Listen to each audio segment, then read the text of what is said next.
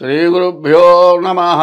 हरि ओम श्रीमहागणाधिपतये नमः। श्रीमहासरस्वत्यै नमः। श्रीगुरुभ्यो नमः। हरि ओम। यः कर्ता जगतां भक्ता संहर्ता महसां निधिः प्रणमामि तमादित्यं बहिरन्तस्तमोपहम्। यः कर्ता ఎవరు కర్త, సంహర్త అందరినీ సంరక్షించేవాడు, మహాసాంనిధి ఈ ప్రపంచానికి అందరినీ కూడా రక్షించేటువంటి నిధి లాంటి వాడు. సంహర్త మహాసాంనిధి ప్రణమామి తమాదిత్యం బహిరంతస్తమోపహం. అటువంటి భగవానుడికి నమస్కారం చేస్తూ ఉన్నాను. ఆదిత్యోర్కో రవిర్భానుర్భాస్కరశ్చ దివాకరః మార్తాండ సవితా హేళిస్తీక్ష్ణాం శర్మిహిరో రవి. ప్రపంచానికి మొత్తానికి కూడా సూర్యులు అనేటువంటి వాళ్ళు 12 మంది ఉన్నారు. ఈ 12 మంది సూర్యులు ఎవరంటే మేషం దగ్గర నుంచి మీనాల వరకు 12 రాశులకు సంబంధించిన వారే అని చెప్పాలి. సరిగ్గా ఆలోచిస్తే 2025 సంవత్సరం మార్చి నెల 1 నుంచి 30 వరకు మిథున రాశి ఫలితాలు చెప్పుకున్నాం. ఈ మిథున రాశి యొక్క ఫలితాలు 3వ రాశి. ఈ మిథున రాశి ఫలితాలు ఎట్లా ఉన్నాయి అంటే, ఈ మిథున రాశికి కూడా గురువు పూర్తిగా బాగాలేరు, శని కూడా రవి కూడా దాదాపుగా బాగాలేరు. అయితే చివరికి వచ్చేప్పటికి శని రవి కలుస్తారు, బాగుంటుంది. కానీ ఈ రాశికి చెప్పాలి అంటే ప్రస్తుతం శుక్రుడు బుధుడు తప్పితే ఏ గ్రహం బాగాలేదు. కాబట్టి ఈ రాశి పూర్తిగా బాగాలేదు అని చెప్పాలి. ఈ రాశి వాళ్ళు కూడా తప్పనిసరిగా మీ జాతకం చూపించుకోవాలి. అయితే ఈ బాధ ఎందుకు వస్తుందనే ఒక మాట చెప్పాను కదా.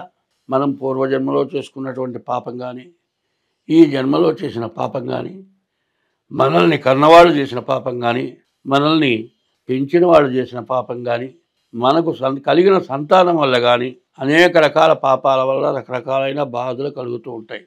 అది ఎట్లా ఉంటుంది చెబుతాను. రోజు అన్నం వండుతున్నామండి.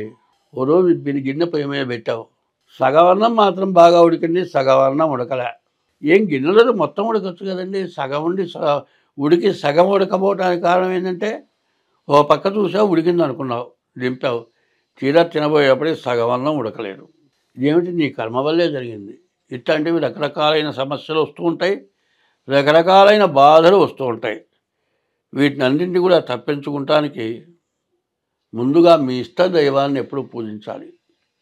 ఇష్టదైవాన్ని పూజించడం చేత మీకు ఎప్పుడు కూడా బాధలు తొలుగుతాయి.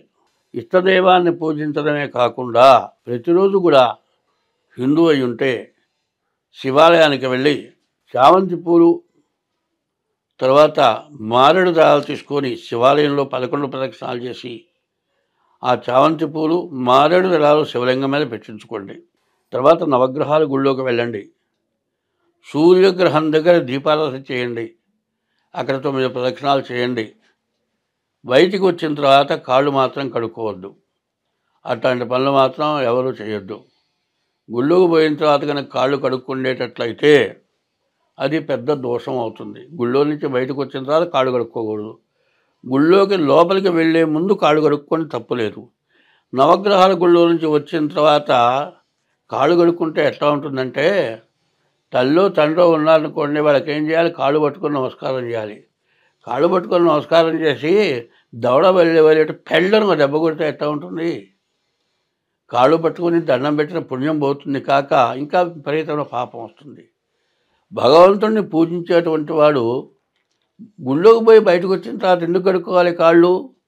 కాళ్ళు ఎప్పుడు కడుక్కుంటాం? మనం పౌరాన్ని చోటికి పోతే కాళ్ళు కడుక్కుంటాం, కాదండి ఏదైనా తొక్కితే కాళ్ళు కడుక్కుంటాం. మరి దేవాలయం పౌరాణ స్థలమా, పోదగిన స్థలమే? మీకున్న అనుమానం ఏమిటి? నవగ్రహాల గుళ్ళో పోయినాను, నూనె కాళ్ళకు అంటుకుంది, ఈ జిడ్డు పోవాలి. ఈ జిడ్డు కాదు పోయేది, నీకున్నటువంటి మహాపాపం అనే జిడ్డు పోవటం కోసమని నవగ్రహాల గుళ్ళోకి నువ్వు వెళ్ళావు. వెళ్ళి నవగ్రహాల గుళ్ళో ప్రదక్షిణ చేసి బయటకు వచ్చి మళ్ళీ కాళ్ళు కడుక్కున్నావు, కొత్త జిడ్డు అంటించుకున్నావు, పాపం అనే జిడ్డును అంటించుకున్నావు. ఇటువంటి చేరాని పొరపాటు పనులు జరుగుతున్నాయి. అది ఎవరిని విమర్శించడానికి కాదు, తెలియక చేస్తున్న పని. నేనే గుళ్ళో కూర్చున్న తర్వాత కొంతమంది ఏమండి నవగ్రహాలు గుళ్ళో పోయి కాళ్ళు కడుక్కోకూడదా, కడుక్కోవద్దయా, కాళ్ళు కడుక్కోకూడదు అంటే వెనక్కి పోయి ఇంకో ఇద్దరిని అడుగుతారు, బ్రాహ్మణుని అడుగుతారు, అయ్యో కాళ్ళు కడుక్కోమంటారు వాళ్ళు. వాళ్ళిద్దరు చెప్పారు, ఈయనకేం తెలుసు మరి నా చాటుగా పోయి కాళ్ళు కడుక్కునే వాళ్ళని చూశారు. ఇప్పుడు మంచి అలవాటు చెప్పేవాళ్ళు తక్కువ, మంచి తెలియని వాళ్ళు చాలా ఎక్కువ అవుతున్నారు ఇప్పుడు. దానివల్ల కాళ్ళు కడుక్కోవడం అంతా తప్పు, శుద్ధ తెలివి తక్కువతనం వేరే లేదు. దేవాలయానికి పోయి బయటకు వచ్చిన తర్వాత కాళ్ళు కడుక్కోకూడదు. తర్వాత దేవాలయంలోకి పోయి ప్రదక్షిణం చేసి దండం పెట్టుకున్న తర్వాత గుళ్ళో ఒక 5 నిమిషాలు కూర్చోవాలి. ఆ తర్వాత బయలుదేరి ఇంటికి వెళ్ళాలి. కూర్చున్నా కూడా బయలుదేరుతా చాలామంది గుళ్ళోకి వస్తారు. గుళ్ళో రాగానే పోని వాళ్ళని చూసి పలకరించడం కోసం నవ్వితే అంతవరకు పర్వాలేదండి. వీడు ఎప్పుడు వస్తాడని వాడు కూర్చుంటాడు, వీడు కూర్చున్న తర్వాత వాడు వస్తాడు పక్కన కూర్చుంటాడు. ఇక ఇంట్లో కబుర్లు, పక్కింట్లో కబుర్లు, ఊళ్ళో కబుర్లు, సంపాదన, వ్యాపారం, అన్ని సమస్యలు గుళ్ళోనే చెప్పుకుంటూ కూర్చుంటారు. గుళ్ళోకి పోయేది దేనికి? ఒక చోట పాట ఉంది, జీవితమున సగభాగంబు నిద్దులతో సరిపోవు, మిగిలిన సగభాగంబు చిత్తశుద్ధి లేకపోవు, అతి నిద్రాలోలుడు తెలివిలేని మూర్ఖుడు, పరమార్థం కానలేక నిద్దురతో చెడతాడు. మానవుడి జీవితంలో 100 సంవత్సరాల్లో 50 సంవత్సరాలు నిద్రపోతుంది. 50 సంవత్సరాల్లో 50 సంవత్సరాల్లో సంపాదన కోసమని పగలు 24 గంటల లెక్కైతే 25 సంవత్సరాలు సంపాదనతో పోతోంది.